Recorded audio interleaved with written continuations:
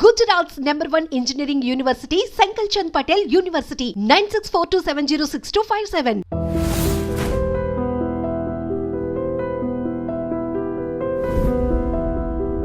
ఎలా కట్ చేస్తారు? ఎవరైనా మేధావులుగానే తమ పిల్లలు ముందుకు ఎదగాలి అనుకుంటారు, ముందుకు పోవాలి అనుకుంటారు కదా, మరి ఆ మేధస్సుని తల్లిదండ్రులు ఎలా కట్ చేస్తారు? చెప్తా. పిల్లలు మనం గమనిస్తే ఒక 3 years వచ్చిన తర్వాత 3 to 5 years ఆ మధ్యలో వందల వేల ప్రశ్నలు అడుగుతారు. మాట్లాడడం మొదలైన తర్వాత కొన్ని వందల వేల ప్రశ్నలు అడుగుతారు పేరెంట్స్ని. అదేంటి అలా ఉంది, కాకెందుకు ఎగురుతుంది, కుక్క అలా ఎందుకు అరుస్తుంది, పిల్లి ఇలా ఎందుకు అరుస్తుంది, ఆ టీవీ ఎలా వస్తుంది, వందల ప్రశ్నలు అడుగుతారు. చేతికి ఏదైనా ఇస్తే పగల కొడతారు. చేతికి ఏదైనా మనం బొమ్మిచ్చామనుకోండి, కాసేపు అడుకుంటారు, తర్వాత పగల కొట్టుతాడు. మనం ఏమనుకుంటామంటే పగలగొట్టడం అనేది డిస్ట్రాక్ట్ అనుకుంటాం. మనం పేరెంట్స్ ఏమనుకుంటారు, నేను 1000 రూపాయలు బొమ్మ కొనుక్కొచ్చాను, ఈ నా కొడుకు గంట కూడా దీన్ని ఉండలేదు అని తిడతారు, కొంతమంది పడతారు కూడా. నిజానికి అది డిస్ట్రాక్షన్ కాదు, అది ఎక్స్ప్లోరేషన్. అంటే ఆ బొమ్మలో ఏముందో తెలుసుకోవాలనే కోరిక. అలాగే తన చుట్టూ ఉన్న ప్రపంచంలో ఏదో తెలుసుకోవాలనే కోరిక పిల్లలకు చాలా చాలా కోరిక ఉంటుందన్నమాట. ఆసక్తి, క్యూరియాసిటీ ఉంటుంది. ఈ క్యూరియాసిటీని ఎంకరేజ్ చేస్తే పిల్లల యొక్క నాలెడ్జ్ పెరుగుతుంది, పిల్లల యొక్క ఇంటెలిజెన్స్ పెరుగుతుంది. కానీ క్యూరియాసిటీ ఎంకరేజ్ చేసే పేరెంట్స్ ఎంతమంది? పిల్లలు ఏదైనా ప్రశ్న వేయగానే 2-3 సార్లు మనం చక్కగా సమాధానం చెప్తాం. ఆ తర్వాత ఏంటో పిచ్చి ప్రశ్నలు, నోరు మూసుకో, అన్ని ప్రశ్నలు వేస్తావు, పిచ్చి ప్రశ్నలు వేస్తూ ఉంటావు. మనకి పిచ్చి ప్రశ్న ఎందుకు? మనకు వయసు పెరిగింది కాబట్టి, మనకు జ్ఞానం వచ్చింది కాబట్టి, ఈ ఫ్యాన్ ఎలా పనిచేస్తుందో మనకు తెలుసు కాబట్టి మనకు ఫ్యాన్ గురించి తెలుసు. పిల్లవాడికి ఏం తెలుసు? పిల్లవాడికి తెలియదు. వాడు తెలుసుకోవాలని కోరిక ఉంటుంది, ఆ క్యూరియాసిటీ ఉంటుంది. ఆ క్యూరియస్గా ప్రశ్నించడాన్ని చాలామంది పేరెంట్స్ చంపేస్తారు. అంటే అణిచివేస్తారు వాళ్ళ యొక్క మాటల ద్వారా. ఇంకొకటి, పిల్లలకి చాలా చాలా కోరికలు ఉంటాయి, ఊహలు ఉంటాయి, ఇమాజినేషన్ ఎక్కువ ఉంటుంది పిల్లలకు. నేను రెక్కలు కట్టుకొని పైకి ఎగురుతాను, నేను అమెరికా ప్రెసిడెంట్ అవుతాను, లేకుంటే ఇండియా ప్రెసిడెంట్ అవుతాను అని కొన్ని కోరికలు వాళ్ళు, అంటే అసాధ్యమైన కోరికలు వాళ్ళు కొన్ని ఎక్స్ప్రెస్ చేస్తారు. అసాధ్యమైన ఊహలు కూడా ఎక్స్ప్రెస్ చేస్తారు, ఇమాజినేషన్. ఆ ఊహలు మనం వాస్తవికంగా ఉంటాం పేరెంట్స్గా. అవి సాధ్యంగా దూరుకోరా, ఏ పని పెట్టుకొని ఊరుకోరా అంటాం. ఎప్పుడైతే మనం అయ్యే పని కాదు పెట్టే పని 4-5 సార్లు అంటామో పిల్లలు ఆ ఇమాజినేషన్ని అణచివేసుకుంటారు. పేరెంట్స్ ఆ పని చేయకూడదు, ఎంకరేజ్ చేయాలి. పేరెంట్స్ పిల్లల యొక్క క్యూరియాసిటీని అండ్ ఇమాజినేషన్ని, విజువలైజేషన్ని ఎంకరేజ్ చేస్తే, ప్రశ్నించడాన్ని ఎంకరేజ్ చేస్తే అప్పుడు పిల్లలు ఆటోమేటిక్గా ప్రతిదాన్ని క్వశ్చన్ చేయటము, ప్రతిదాన్ని ఎక్స్ప్లోర్ చేయటము, ప్రతిదాన్ని పరిశీలించటము నేర్చుకుంటారు. దాని నుంచి వాళ్ళకి ఇంటెలిజెన్స్ పెరుగుతుంది. ఇప్పుడున్న పిల్లలు చాలా షార్ప్గా ఉంటున్నారు. తల్లిదండ్రులు చెప్పేదానికన్నా వాళ్ళ ఎక్కువ ఆలోచన విధానం. ఈరోజు చెప్పారంటే యుక్త వయసు వచ్చి రాగానే పబ్బు కల్చర్ పెరిగిపోతుంది కదా ఇప్పుడు. మరి ఇవన్నీ ఎందుకు జరుగుతున్నాయి? ఒక తల్లిదండ్రుల ఇష్టాలకు సంబంధం లేకుండానే కొంతమంది పిల్లలు వ్యవహార శైలి ముందు అలా ఉంటుంది. చిన్న అంతే యూత్, అంతే యవ్వనంలోనే అంత పబ్బు కల్చర్ ఎక్కువై, పబ్బులు అంటే బాగా ఇట్లా తిరగడము, మిడ్ నైట్ల వరకు రోడ్లపై ఉండడము, అమ్మాయిలు అబ్బాయిల తేడా లేదు, ప్రతి ఒక్కరూ కూడా. ఇంకా డ్రెస్ కోడ్స్ కావచ్చు, అవి ఇవి అన్నీ కూడా. ఇవన్నీ ఎలా ఉంది మరి వాళ్ళ ఆలోచనల విధానం? అలా పేరెంట్స్ యొక్క ఇది లేకోకుండానే మరి ఎలా ముందుకు పోతారు? సో చాలామంది పేరెంట్స్ నా దగ్గరకు వచ్చే కౌన్సిలింగ్ కానీ కోచింగ్ కానీ వచ్చే పేరెంట్స్ చేసే కంప్లైంట్ కూడా ఏంటంటే, వచ్చేంటి, మా అబ్బాయి సరిగ్గా చదవడం లేదు, మా మాట వినడం లేదు, పబ్కి వెళ్తున్నాడు, లేకుంటే సిగరెట్ తాగుతున్నాడు, లేకుంటే మందు తాగుతున్నాడు, ఇటువంటి రకరకాల సమస్యలు మీరు అన్నట్లు. చాలామంది ఏమనుకుంటారంటే పిల్లల పైన కల్చర్ ప్రభావం ఎక్కువ ఉంటుంది, రైట్, ఎన్విరాన్మెంటల్ ఇన్ఫ్లుయెన్స్ ఎక్కువ ఉంటుంది, ఫ్రెండ్స్ ప్రభావం ఎక్కువ ఉంటుంది అనేది చాలామంది. పబ్ కల్చర్ మంది కాదు కదా, మనది కాకుండా ఇక్కడ ఎట్లా నడుస్తుంది సార్? ప్రశాంత్ దేశాల నుంచి వచ్చినది. ఇప్పుడు ఏ కల్చర్ కూడా స్టాటిక్గా ఉండదండి, ఏ కల్చర్ కూడా స్టాటిక్గా ఉండదు. ఎందుకంటే అలా స్టాటిక్గా ఉండే పని అయితే మనం ఇప్పటికి కూడా ధోతులు కట్టుకోవాలి. మనదంతా గుండు గోపురాలు. అవును, మన ధోతులు కట్టుకోవాలి కదా మన కల్చర్ అయితే. మనం ఎందుకు ప్యాంట్ వేసుకొని ఇప్పుడు ఈ సూట్ ఎందుకు వేసుకుంటున్నాము? మన కల్చర్ అనేది స్టాటిక్ కాదు, డైనమిక్. అది అంటే ఒక్కొక్క కాలంలో ఒక్కొక్క కల్చరు ప్రపంచాన్ని ప్రభావితం చేస్తూ ఉంటుంది. ఒకప్పుడు భారతీయ సంస్కృతి ప్రపంచాన్ని ప్రభావితం చేస్తుంది, కానీ ఇప్పుడైతే ఖచ్చితంగా పాశ్చాత్య సంస్కృతి భారతదేశాన్ని ప్రభావితం చేస్తుంది. ఎందుకు ప్రభావితం చేస్తుంది పాశ్చాత్య సంస్కృతి? ఎందుకు చేస్తుంది? వాళ్ళ యొక్క మేధస్సు వల్ల. కల్చర్ నిజంగా అలా కాదు. మనం ఎందుకు అమెరికా వైపు చూస్తున్నాము, ఎందుకు ఇంగ్లాండ్ వైపు చూస్తున్నాము? అక్కడ ప్రపంచాన్ని ప్రభావితం చేసిన కంపెనీలు ఉన్నాయి, ప్రపంచాన్ని ప్రభావితం చేసిన ఇన్వెన్షన్స్ అక్కడ ఉన్నాయి. వాళ్ళ దగ్గర డబ్బు ఉంది. అదే డబ్బు ఎక్కడి నుంచి వచ్చింది? ఇన్వెన్షన్స్ నుంచి వచ్చింది కదా. అందువల్ల మనం కూడా అటువైపు చూస్తున్నాం. వాటివైపు చూస్తున్నాం కాబట్టి వాళ్ళ కల్చర్ని కూడా మనం తీసేసుకున్నాం. ప్యాంట్ షర్ట్ కానివ్వండి, పబ్ కల్చర్ కానివ్వండి, ఇవన్నీ కూడా అక్కడి నుంచి మనం తీసుకున్నాం. ఎందుకు? వాళ్ళు మనకంటే ఉన్నతంగా ఉన్నారని మనం ఒప్పుకుంటున్నాం కాబట్టి వాటిని మనం తీసుకున్నాం. సో ఇప్పుడు పేరెంట్స్ ఉన్న సమస్య ఏంటి? ప్రధానంగా పేరెంట్స్ ముందు ఎక్కువ మంది చెప్పేది పిల్లలు దారి తప్పుతున్నారు ప్రధానమైన సమస్య. మీరు అన్నట్లు సిగరెట్ తాగడం పెరిగింది, ఆల్కహాలిజం పెరిగింది, డ్రగ్స్ పెరిగాయి. I really wondered. నేను ఇప్పుడు కాదు, 12 ఏళ్ల కిందట ఒక స్కూల్లో మా అబ్బాయిని చేర్పించాలన్నప్పుడు, ఫస్ట్ క్లాస్ చేర్పించాలని ఎంక్వైరీ చేస్తే ఆ స్కూల్లో డ్రగ్స్ ఉన్నాయని చెప్పారు. డ్రగ్ కల్చర్ ఎక్కువ ఉందండి ఆ స్కూల్లో అని చెప్పారు. 12 years బ్యాక్ చెప్తే నేను ఇంకా ఎందుకులే, తెలిసి మనం అక్కడికి ఎందుకులే నేను డ్రైవ్ వేరే స్కూల్లో చెప్పించాను. డ్రగ్ కల్చర్ పెరిగింది, రైట్. సో ఇవన్నీ పెరిగిన మాట వాస్తవం. కానీ దీనిలో పిల్లలదే మొత్తం దోషమా? పిల్లాడు పబ్కి వెళ్ళాలి, డబ్బులు ఇస్తుంది ఎవరు సార్? తల్లిదండ్రులు. ఎందుకు ఇస్తున్నారు? పిల్లాడు 250cc బైక్ వేసుకొని పోయి యాక్సిడెంట్ చేస్తున్నారు. 250 బైక్ కొని పెట్టింది ఎవరు సార్? పేరెంట్సే కదా. పిల్లాడు నైట్ అవుట్ అని చెప్పేసి వెళ్ళి గర్ల్ ఫ్రెండ్తో వేస్తున్నాడు, పంపిస్తుంది ఎవరు సార్? పేరెంట్సే. మరి రెస్పాన్సిబిలిటీ ఎవరు సార్? ఎవరిది? పేరెంట్సా పిల్లలదా? పిల్లల పైన అత్యంత ఎక్కువగా ప్రభావితం చేసేది పేరెంట్స్ అండి. పిల్లలు తన పేరెంట్స్ని నిత్యం 24/7 గమనిస్తూ ఉంటారు. పేరెంట్స్ బిహేవ్ పిల్లల పైన తల్లిదండ్రులకు ఉండే ప్రేమ వాత్సల్యం వల్ల చేస్తుండొచ్చు కదా. You are absolutely right. Parents అనుకుంటే అది ప్రేమ అనుకుంటారు. ప్రేమ వల్లనే ఇవన్నీ కొనిపెడతారు, నిజమే. కానీ పేరెంట్స్ గుర్తించాల్సిందంటే what is need, what is want. ఏది అవసరం, ఏది కోరిక. అవసరాలు తీర్చాలి ఖచ్చితంగా. పేరెంట్గా మన రెస్పాన్సిబిలిటీ అది. కోరికలన్నీ తీర్చాల్సిన అవసరం లేదు. కోరికలను తీర్చడం అనేది నీ డిస్క్రిప్షన్, పేరెంట్ యొక్క డిస్క్రిప్షన్. నాకు 250 సైజ్, నా కొడుకు విషయం చెప్తానండి. నాకు బైక్ నేర్పించమన్నాడు, నేను నేర్పించడం చెప్పాను. 18 years వచ్చే వరకు నీకు బైక్ నేర్పించను, నేర్చుకున్నా కానీ నేను బైక్ నీకు ఇవ్వను. ఎందుకంటే 18 yearsలో బైక్ నడిపితే అది నేరం. నిన్ను కాదు, ముందు నన్ను జైల్లో వేస్తారు బైక్ ఇచ్చినందుకు. బైక్ నాది కాబట్టి నేను నేర్పించను. నీకు 18 years తర్వాత హ్యాపీగా నేర్చుకో, యూ కెన్ డ్రైవింగ్ లైసెన్స్ తీసుకో, డ్రైవ్ చేయి. కానీ నిజంగా పేరెంట్స్ అలా ఉంటున్నారా? ఎంతమంది పిల్లలు చిన్నపిల్లలు 18 years కంటే లోపు ఉన్న వాళ్ళు వెళ్ళి యాక్సిడెంట్లు చేసుకోవడం లేదు? ఆ అవకాశం ఇస్తుంది ఎవరు? నీడ్, వాంట్, ఈ రెండింటికి మధ్య డిఫరెన్స్ పేరెంట్స్ గుర్తించాలండి. పిల్లలకు కావాల్సిన అవసరాలన్నీ తీర్చడం అనేది తల్లిదండ్రులుగా మన బాధ్యత. పిల్లల కోరికలన్నీ తీర్చడం మన బాధ్యత కాదు. పిల్లలకి ఇప్పుడు సింపుల్ చెప్తారండి, కరోనా టైం వచ్చింది. అందరూ ఇప్పుడు ఆన్లైన్ క్లాసులు పెట్టారు. గవర్నమెంట్ కూడా ఆన్లైన్ క్లాసులు పెట్టింది. ప్రతి ఒక్క పిల్లవాడికి స్మార్ట్ ఫోన్ కావాలి. ప్రతి ఒక్క పిల్లవాడికి అవసరం ఖచ్చితంగా. ఎందుకంటే ఆన్లైన్ క్లాస్ చూడండి, స్మార్ట్ ఫోన్ కావాలి, లేకుంటే ఒక ట్యాబ్ కావాలి. నిజానికి ఈరోజు 15,000 పెడితే ఒక ట్యాబ్ వచ్చేస్తుంది. ట్యాబ్లో బాగా చూడొచ్చు ఆన్లైన్ క్లాసులకి. లేదు 15,000 పెడితే మంచి ఫోన్ వస్తుంది. నీకు అవసరం కాబట్టి నువ్వు 15,000 పెట్టి ట్యాబ్ కొనిపెట్టు, లేకుంటే 15,000 పెట్టి ఫోన్ కొనిపెట్టు. ₹1,00,000 పెట్టి ఐఫోన్ కొనిపెట్టాల్సిన అవసరం లేదుగా. ₹1,00,000 పెట్టి ఐఫోన్ కొనిపెట్టాల్సిన అవసరం లేదు కదా. ఆ డెసిషన్ ఎవరి చేతుల్లో ఉంటుంది? ఆ డెసిషన్ పేరెంట్స్ చేతుల్లో ఉంటుంది కదా. ఆ తేడా తెలియకపోవడం వల్ల చాలామంది పేరెంట్స్ ప్రేమ అని చెప్పేసి పిల్లల్ని గారాబం చేస్తారు. వాళ్ళు అడిగిందల్లా కొనిస్తారు. ఎప్పుడైతే అడిగిందల్లా కొనిస్తారో, పిల్లలు అడిగిందల్లా వెంటనే తీరుస్తూ ఉంటారో, వాళ్ళకి ఇన్స్టంట్ గ్రాటిఫికేషన్ అలవాటు అయిపోతుంది. ఇది చాలా పెద్ద ప్రమాదకరమైన విషయం. ఇన్స్టంట్ గ్రాటిఫికేషన్ అంటే తను కోరుకున్నది వెంటనే అందుకోవాలి, అందుకుంటే వెంటనే వాడికి సాటిస్ఫాక్షన్ వస్తుంది. ఎప్పుడైతే ఇది అలవాటు అవుతుందో రేపు భవిష్యత్తులో వాడికి ఒక్క ఫెయిల్యూర్ ఎదురైనా కానీ వాడు తట్టుకోలేడు.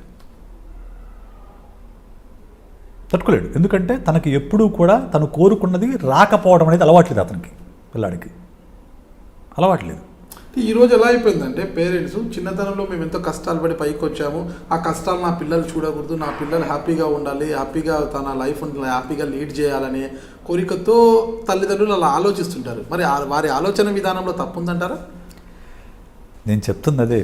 తల్లిదండ్రులు నిజానికి మన దేశంలోనే కాదు ప్రపంచవ్యాప్తంగా తల్లిదండ్రులకి పిల్లల్ని ఎలా పెంచాలో తెలియదు. నేను ఈ మాట అంటే నా పైన తల్లిదండ్రులు కోపం చేసుకోవచ్చు, కానీ నిజానికి 99% మంది తల్లిదండ్రులకి పిల్లల్ని ఎలా పెంచాలో తెలియదు.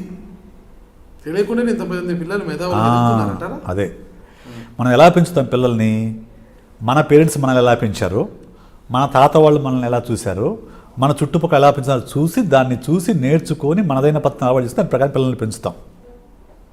అది సైంటిఫిక్ అవునా కాదా, ఎఫెక్టివ్ అవునా కాదా మనకు తెలియదు. మనం ఒక పద్ధతి ప్రకారం మనకు తెలిసిన పద్ధతిలో మనం పెంచుతూ ఉంటాము. ఆ పద్ధతి రైట్ అయినప్పుడేమో మన పిల్లలు సక్సెస్ అవుతారు, కానప్పుడేమో మన పిల్లలు ఫెయిల్ అవుతారు. Parenting is a big wonderful art అండి. నిజానికి ఈ ప్రపంచంలో అత్యంత కష్టమైన, క్లిష్టమైన, ఇష్టమైన పని ఏదైనా ఉంటే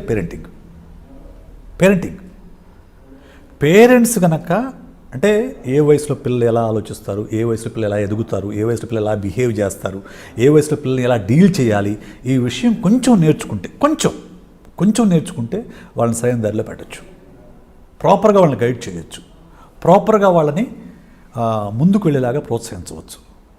అది లేదు మన దగ్గర.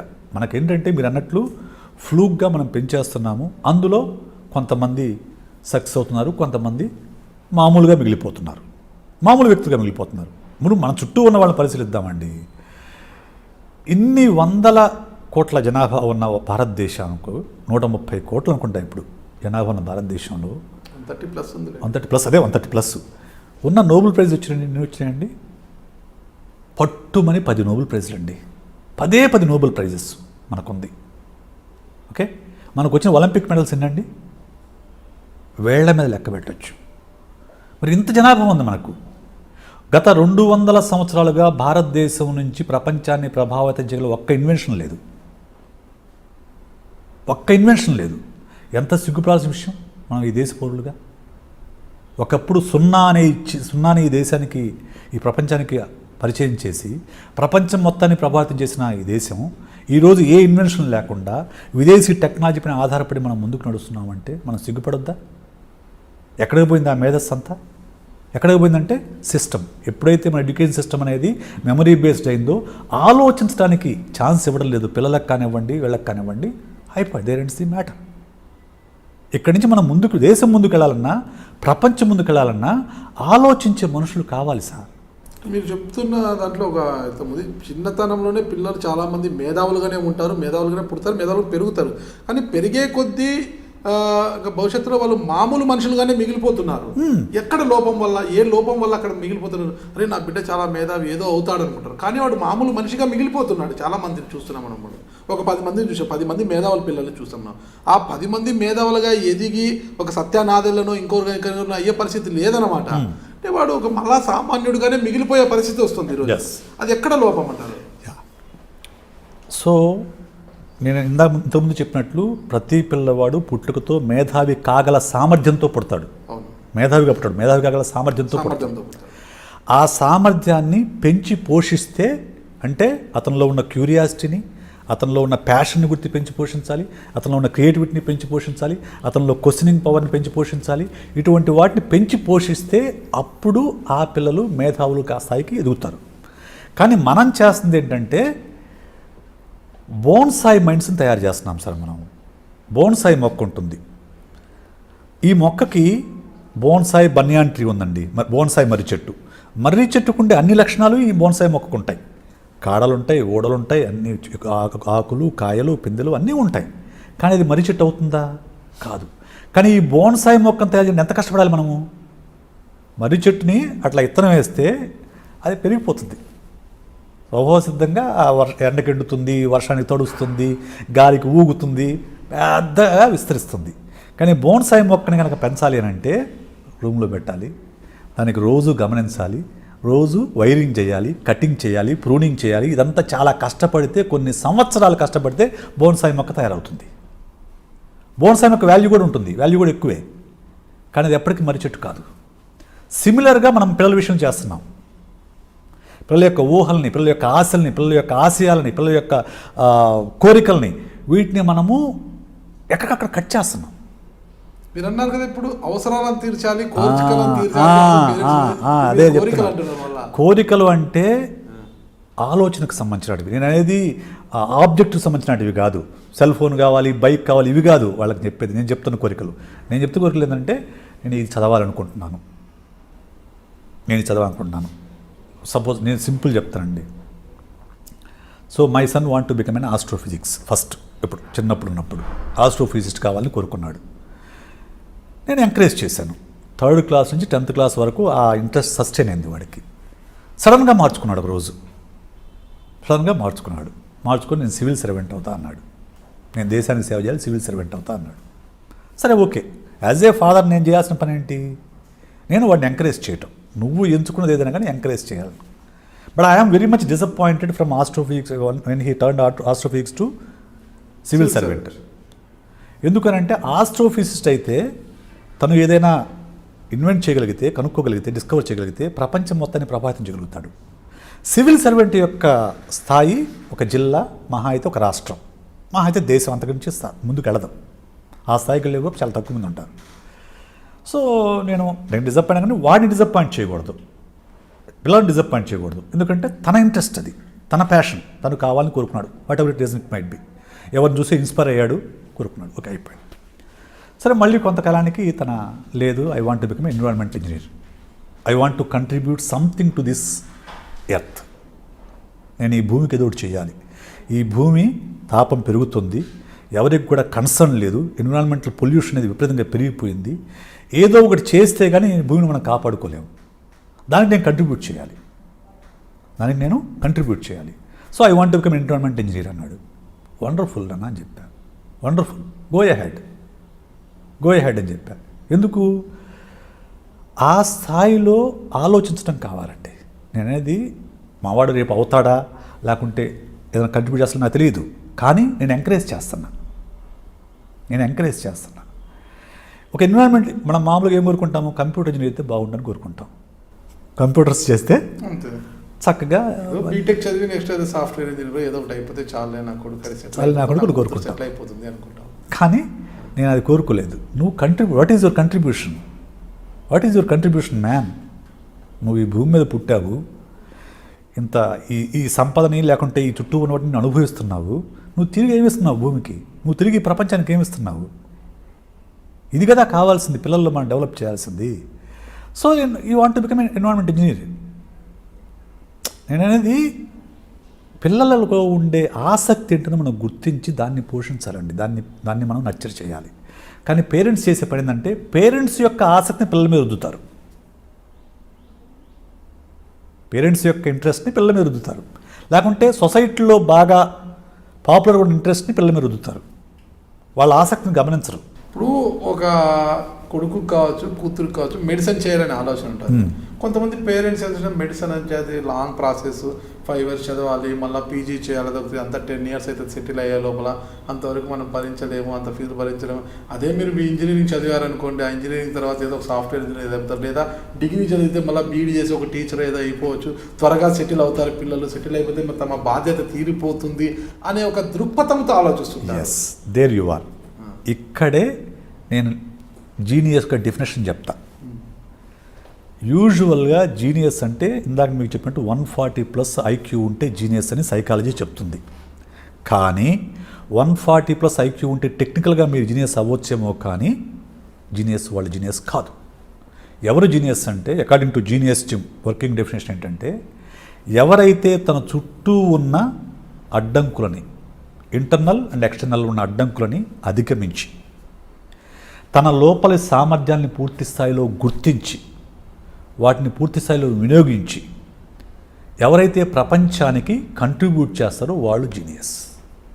మీరు అన్నారు ఏందాక పేరెంట్స్ అందరూ కూడా తమ పిల్లలకి ఏదో ఒక ఉద్యోగం వస్తే చాలని కోరుకుంటారని చెప్పేసి. అది లిమిటేషన్. అది లిమిటేషన్ అంటే నా ఎకనామికల్ పొజిషన్ ఇది, ఇంతకు మించి నేను పిల్లలకి చదువుకి పెట్టలేను, కాబట్టి ఈ లిమిటేషన్లోనే నేను నా పిల్లడు చదువుకోవాలి, త్వరగా సెటిల్ అయిపోతే నా మీద భారం తగ్గుతుందనే పేరెంట్ యొక్క ఇన్వెన్షన్. అంబేద్కర్కి ఇన్ని లిమిటేషన్స్ లేవా? అంబేద్కర్కి లిమిటేషన్స్ లేవా? ఉన్నాయి కదా. మరి ఎలా అయ్యాడు అంటే ఆ లిమిటేషన్స్ని బ్రేక్ చేశాడు. స్టీవ్ జాబ్స్ భోజనానికి లేక హరే కృష్ణ మఠానికి వెళ్ళి ఫ్రీ మీల్స్ తిని వచ్చేవాడు. భోజనానికి లేక భోజనం కోసం సార్ 4-5 కిలోమీటర్లు నడిచిపోయి వచ్చాడట స్టీవ్ జాబ్స్. కానీ మరి ఎలా అయ్యాడు? యాపిల్ లాంటి కంపెనీ ఎలా సృష్టించగలిగాడు? లిమిటేషన్స్ అనేవి మనం పెట్టుకుంటాం సార్. నిజానికి లిమిటేషన్స్ బయట ప్రపంచంలో లేవు, ఇక్కడ ఉంటాయి లిమిటేషన్స్. ఇక్కడ లిమిటేషన్స్, ఈ లిమిటేషన్స్ బ్రేక్ చేయాలి ముందు. అవును, నాకు ఫైనాన్షియల్ రిసోర్సెస్ లేవు, so what part time job చేసుకుంటా, పేపర్ వేస్తా, లేకుంటే మెక్డొనాల్డ్స్లో పనిచేస్తా, ఎక్కడో చోట సంపాదించుకుంటా. ఎందుకు? నా లక్ష్యము ఉన్నతమైనప్పుడు నేను దానికోసం ఏదో ఒకటి చేస్తా, ఏ పనైనా చేస్తా. నేను ఆ స్థాయికి వెళ్ళాలని నేను కోరుకున్నప్పుడు చిన్న వాటికి అక్కడ పని చేయాలి. ఆ లిమిటేషన్స్ని ఎవరు తయారు చేస్తారు? నిజానికి పేరెంట్స్ తయారు చేస్తున్నాడు. పిల్లలుగా తయారు చేసేది. పిల్లలకి లిమిటేషన్స్ ఉండవు నిజానికి. వాళ్ళు ఏదైనా సాధించాలని కోరుకుతూ ఉంటారు. ఫీజు కట్టలేడు పేరెంట్, సింపుల్ చెప్పాలండి, పేరెంట్స్ ఫీజు కట్టలేడు. పేరెంట్ ఏం చెప్పాలి అప్పుడు? నాన్న నీకు డొనేషన్స్ అయితే నేను కట్టలేను, కానీ నువ్వు టాలెంట్ తెచ్చుకున్నావు అనుకో, you can go, sky is your limit. అంతే కదా. నీకు టాలెంట్ కనుక నువ్వు నీ టాలెంట్తో సీట్ సంపాదించుకుంటే చదివించలేరా సార్? మీరు అన్నట్టు మెడిసిన్ ఉంది, గవర్నమెంట్ సీట్ వస్తే ₹1,00,000 కదా ఫీజు, ₹1,00,000 ఫీజుతో అయిపోతుంది. అదే ప్రైవేట్ సీట్ అయితే 10 lakhs, 15 lakhs, 1 crore రూపీస్ ఉంది. 1 crore 10 lakhs, 15 lakhs రావట్లేదు. 1 crore అంటే అదే B category, C category 10 lakhs ఏముంది, 15 lakhs ఏముంది. పూర్తిగా ప్రైవేట్ అయితేనేమో 1 crore దాకా ఉంది. అదే గవర్నమెంట్ సీట్ ఎందుకు రాకూడదని, ఎందుకు ప్రయత్నం చేయకూడదు పిల్లాడు? అది ఎంకరేజ్ చేయాల్సింది ఎవరు? పేరెంట్స్ కదా. అక్కడ నువ్వు లేదు నాన్న మన కెపాసిటీ సరిపోదు అనే బ్రేక్ వేస్తే అయిపోయింది. Then it's the matter. Hello, this is Renu Desai. Please subscribe to iDream. Subscribe iDream. For more videos, subscribe iDream. Hi, this is Revati Chaudhary. For more videos, please subscribe iDream. For more videos, please subscribe iDream. మీరందరూ కూడా iDream ఛానల్ని subscribe చేయాలని కోరుకుంటున్నాను.